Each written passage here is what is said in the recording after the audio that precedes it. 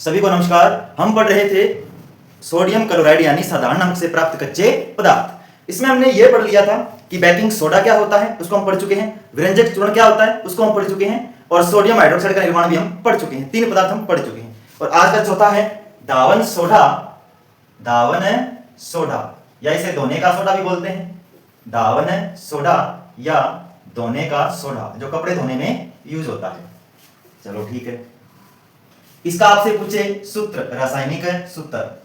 रासायनिक सूत्र होता है Na2CO3 10H2O।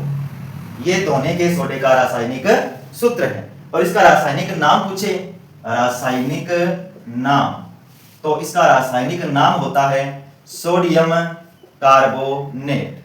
सोडियम कार्बोनेट, तो ये इसका रासायनिक नाम है। इसे कपड़े धोने का सोडा भी बोलते हैं। ये बनता कैसे है? देखो, सोडियम कार्बोनेट जो है ना, उसका पुनः क्रिस्टलीकरण किया जाता है, यानी उसमें 10 अणु क्रिस्टलन जल जोड़े जाते हैं, तब जाके धोने का सोडा या दावन सोडा बनता है। तो इसके निर्माण में हम लिखेंगे कि इसे सोडियम कार्बोनेट के पुनः क्रिस्टलीकरण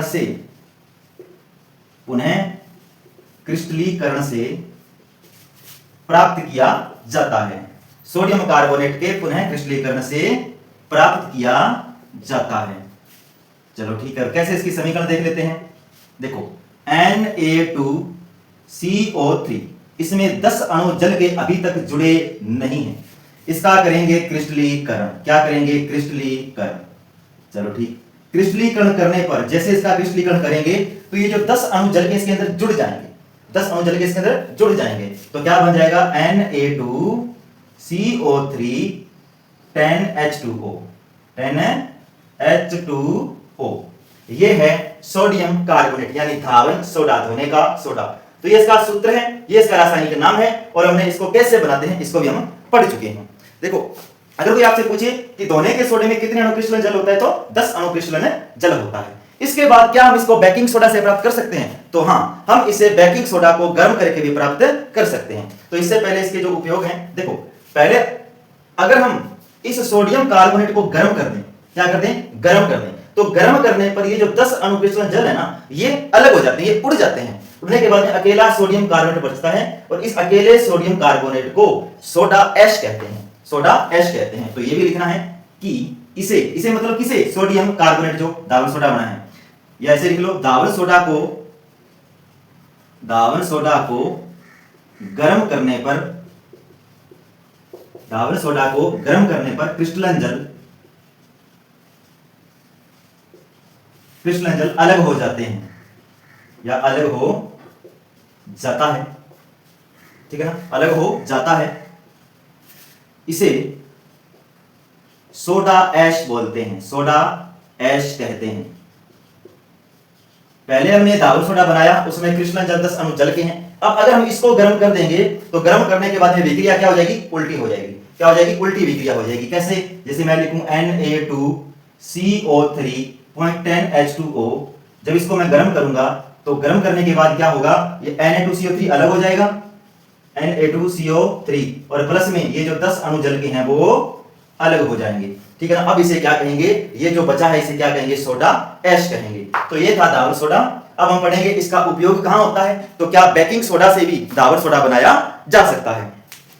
तो हम पढ़ेंगे बेकिंग सोडा से भी दावन सोडा बनाया जा सकता है।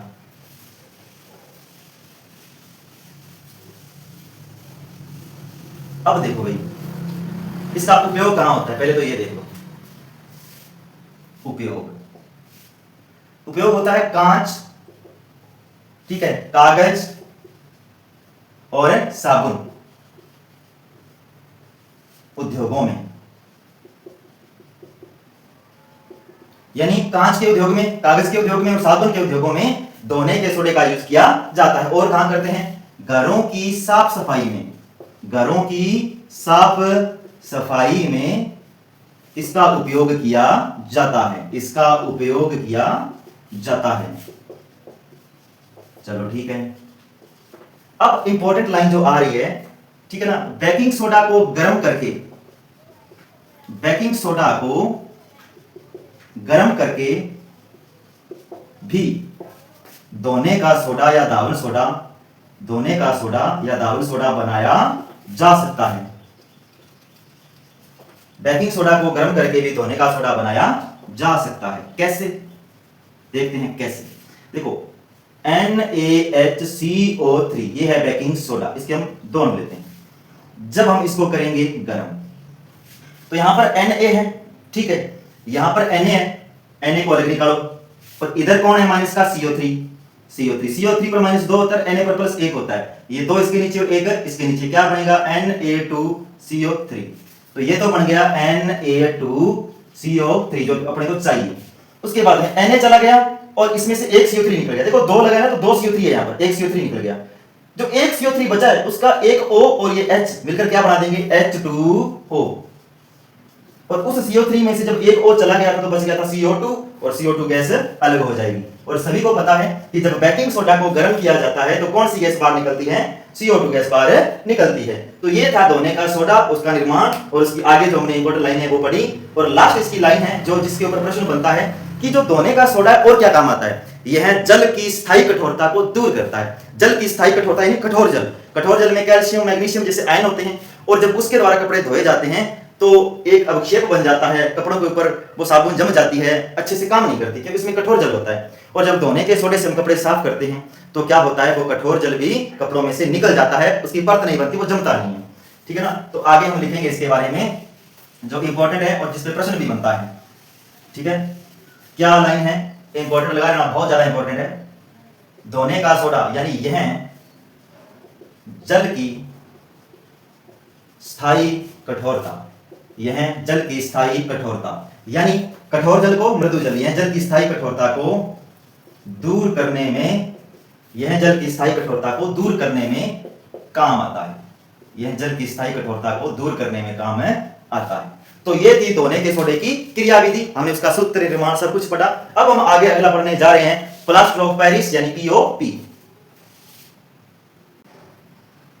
अगली हेडिंग है POP। देखो POP का पहले पूरा नाम आपको ध्यान में होना चाहिए। POP को कहते हैं प्लास्टर ऑफ पेरिस। क्या कहेंगे? Plaster of Paris. तो पहले इसका पूरा नाम लिखेंगे plaster of Paris, plaster of Paris, ठीक है। दूसरी बात, इसका सूत्र ध्यान में होना चाहिए, क्या होता है? CaSO4 और 1/2H2O, ये इसका सूत्र है। तीसरी बात, इसका निर्माण होता कैसे है? निर्माण देखो, जब जिप्सम को, जिप्सम एक पदार्थ है, फ्रांस की एक राजधानी है पेरिस, और वहां पर इसको बनाया गया था सबसे पहले, इसलिए इसका नाम प्लास्टर ऑफ पेरिस पड़ा है। जब जिप्सम को 373 केल्विन ताप पर गर्म किया जाता है तो यह जल के अणुओं को त्याग देता है और त्याग कर कैल्शियम सल्फेट अर्ध हाइड्रेट, देखो कैल्शियम सल्फेट अर्ध मतलब आधा, और H2O के लिए लगा हाइड्रेट यानी हेमी हाइड्रेट या हाइड्रेट एक ही बात है। तो कैल्शियम सल्फेट अर्ध हाइड्रेट बनाता है जिसे POP या प्लास्टर ऑफ पेरिस कहते हैं। तो सबसे पहले इसकी परिभाषा कि जब जिप्सम को 373 केल्विन ताप पर गर्म करते हैं तो, जब जिप्सम को 373 केल्विन ताप पर गर्म करते हैं तो यह जल के अणु, यह जल के अणु त्याग कर कैल्शियम सल्फेट, कैल्शियम सल्फेट अर्ध हाइड्रेट, कैल्शियम सल्फेट अर्ध हाइड्रेट, हाइड्रेट की जगह आप हेमी हाइड्रेट भी लिख सकते हो, कैल्शियम सल्फेट अर्ध हाइड्रेट या हेमी हाइड्रेट बनाता है जिसे प्लास्टर ऑफ पेरिस कहते हैं, जिसे प्लास्टर ऑफ पेरिस कहते हैं। तो ये था POP। समीकरण देख लो इसकी कि CaSO4 और 2 अणु क्रिस्टलन जल है, इसका नाम है जिप्सम। क्या नाम है अभी इसका? जिप्सम। इसको गर्म कर दिया, कितने टेम्परेचर पर? 373 केल्विन ताप पर क्या किया? गर्म किया। क्या किया? गर्म किया। जब इसको गर्म करते हैं तो इस 2 अणु जल में से आधा अणु इसके साथ रहेगा और बाकी 1.5 अणु अलग हो जाएगा। तो क्या बनेगा? CaSO4 ½ H2O और प्लस में 1 सही 1/2 यानी 1.5 अणु जल का अलग हो गया, और इसका नाम ही क्या है, प्लास्टर ऑफ पेरिस। तो जब जिप्सम को 373 केल्विन ताप पर गर्म करेंगे तो पीओपी का निर्माण होता है। यह था इसका निर्माण। अब हम पढ़ेंगे इसके उपयोग, और उपयोग होने के बाद में हम पढ़ेंगे कि इसको कहां रखना चाहिए और कहां नहीं रखना चाहिए। चलो ठीक है, आगे है कि इसका उपयोग डॉक्टर टूटी हुई हड्डियों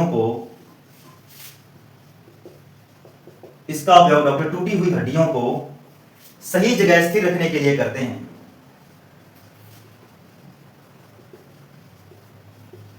जब हाथ वगैरह टूट जाए तो डॉक्टर प्लास्टर चढ़ाता है ताकि हड्डियां वो एक जगह स्थिर रहे, जल्दी जुड़ जाए, स्थिर रखने के लिए करते हैं। तो ये इसका पहला उपयोग है। ठीक है, दूसरा, भवन निर्माण में, जो भवन निर्माण जैसे घर वगैरह बनाते हैं, जो छतों पर पीओपी की जाती है, भवन निर्माण में, सजावट का सामान बनाने में, चलो ठीक है, वहां पर भी इसका यूज होता है। मूर्ति व खिलौने बनाने में,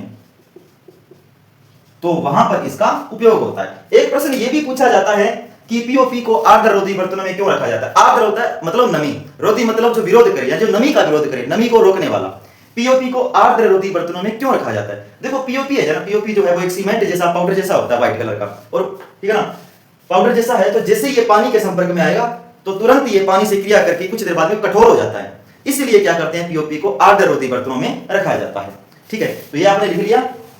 अगर आप लिखेंगे कि पीओपी को आर्द्र रोधी बर्तनों में रखा जाता है क्योंकि पीओपी को आर्द्र रोधी बर्तनों में रखा जाता है क्योंकि पीओपी को आर्द्र रोधी बर्तनों में रखा जाता है क्योंकि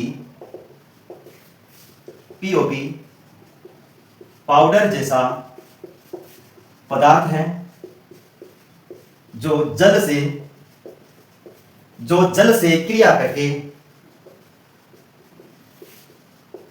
पुनः कठोर पदार्थ बना लेता है। इसलिए क्या करते हैं, पीओपी को आर्द्र रोधी बर्तनों में रखा जाता है। एक प्रश्न एनसीईआरटी में कि पीओपी की विक्रिया जल के साथ करवाइए। प्रश्न क्या है, पीओपी की क्रिया जल के साथ करवाओ। तो ये भी प्रश्न है, ये तो प्रश्न आपकी किताब में है ही, और ये भी प्रश्न है पीओपी की जल के साथ क्रिया, पीओपी की जल के साथ क्रिया। तो उसमें कोई ज्यादा लोड नहीं लेना, आपको वही क्रिया करवानी है जो आपने पीओपी बनाई थी। देखो पीओपी आपने बनाई CaSO4 हाफ H2O, ये तो इसके साथ में था, और आपने निकाला कितने था, 1.5 अणु जल का, बस वही जोड़ना है वापिस, और कुछ नहीं करना। जब पीओपी की क्रिया जल के साथ होती है तो वापिस ये जिप्सम में बदल जाता है, यानी CaSO4 0.2H2O, यानी पुनः क्या बन जाएगा, पीओपी से जिप्सम बन जाएगा, जो कि वापिस से बहुत कठोर पदार्थ होता है। और इसीलिए इसको हम आर्द्र रोधी बर्तनों में रखते हैं ताकि ये क्रिया करके पुनः क्या बन जाएगा, कठोर पदार्थ। जिप्सम एक कठोर पदार्थ है, उससे जब पीओपी बनाएंगे तो पीओपी पाउडर जैसा मुलायम पदार्थ होता है। तो ये दूसरा पाठ आपका पूरा हो चुका है। एक क्लास रिकॉर्ड और करूंगा जिसमें क्या करूंगा कि जो प्रश्न बचते हैं वो मैं प्रश्न करवाऊंगा। बस पाठ आपका पूरा हो चुका है, बस कुछ प्रश्न रहते हैं वो कल की क्लास में करवा दिए जाएंगे। तो आज के लिए इतना ही, और चैनल को शेयर भी करें, लाइक भी करें, सब्सक्राइब भी करें। वीडियो अच्छी लगे तो आप कमेंट में पॉजिटिव कमेंट भी दें। ठीक है, धन्यवाद, मिलते हैं कल।